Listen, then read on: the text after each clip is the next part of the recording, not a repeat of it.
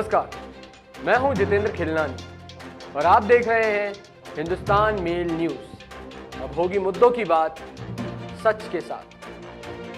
प्रधानमंत्री मोदी ने कोच्चि में देश के पहले स्वदेशी विमान वाहक पोत INS विक्रांत को देश को किया समर्पित। कर्नाटक दौरे के दूसरे दिन आज प्रधानमंत्री नरेंद्र मोदी सुबह 9:30 बजे कोच्चि के कोचीन शिपयार्ड पहुंचे और नौसेना के नए निशान का अनावरण किया। अब तक ब्रिटिश काल का ध्वज इस्तेमाल किया जा रहा था, अब इसे औपनिवेशिक अतीत से अलग और समृद्ध भारतीय सामुद्रिक विरासत के अनुरूप डिजाइन किया गया है। इस खास मौके पर प्रधानमंत्री के साथ नौसेना के तमाम वरिष्ठ अधिकारी और रक्षा मंत्री राजनाथ सिंह भी मौजूद थे। आज इंदौर पहुंचे मुख्यमंत्री शिवराज सिंह चौहान पत्थर विक्रेताओं और अन्य हितग्राहियों से भी करेंगे चर्चा।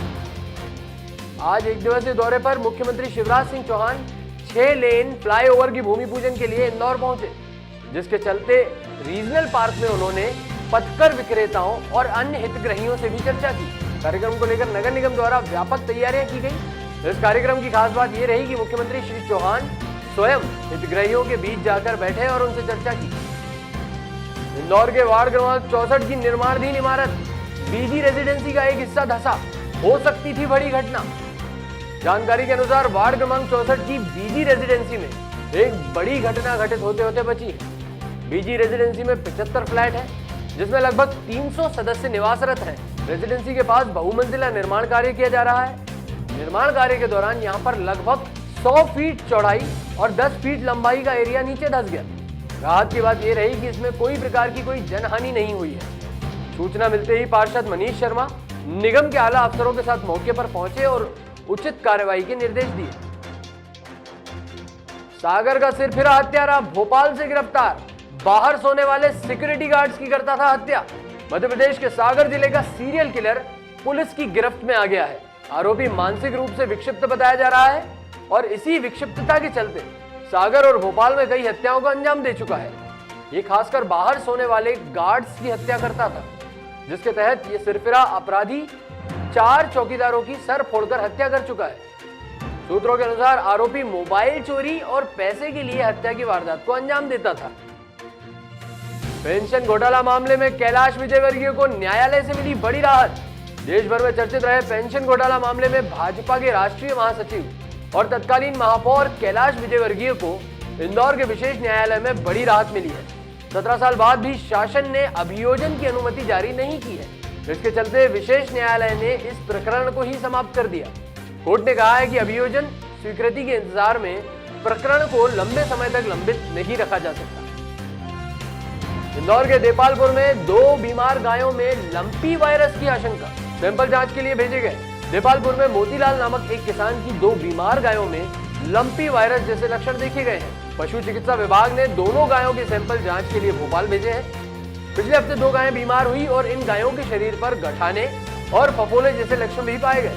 देपालपुर पशु चिकित्सालय के प्रभारी डॉक्टर मिलिंद माने व block veterinary officer doctor Dharmveer Singh Jagariya की टीम ने इन गायों के साथ अन्य गायों का भी परीक्षण किया।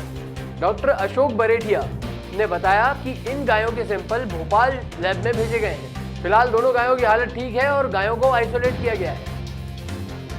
पूरी हुई कपिल शर्मा की मुराद, दीपिका पादुकोण संग मेगा ब्लॉकबस्टर में आएंगे नजर। अपने show comedy nights with Kapil में हमने कई बार कपिल को दीपिका के साथ काम करने की इच्छा जाहिर करते देखा है, मानो कि भगवान ने कपिल शर्मा की इच्छा को कबूल कर लिया हो। जिसके चलते अब कपिल शर्मा के नए प्रोजेक्ट मेगा ब्लॉकबस्टर में दीपिका पादुकोण की एंट्री हो गई है।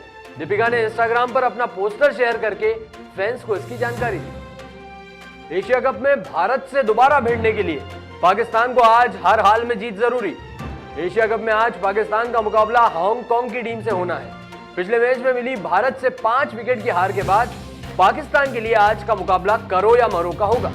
इस मुकाबले में पाकिस्तान की जीत के साथ न सिर्फ टूर्नामेंट में जीवित रहने की, बल्कि समीकरण के आधार पर पाकिस्तान को रविवार को दोबारा भारत से भिड़ने का मौका मिलेगा।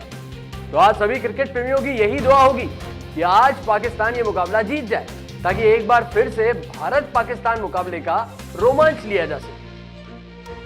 राजू श्रीवास्तव के स्वास्थ्य को लेकर आया नया अपडेट। कहा जा रहा है कि कॉमेडियन को डॉक्टर ने फिर से वेंटिलेटर पर रखा है। कॉमेडियन राजू की नई हेल्थ अपडेट में बताया जा रहा है कि उनकी तबीयत फिर से थोड़ी खराब हो गई है।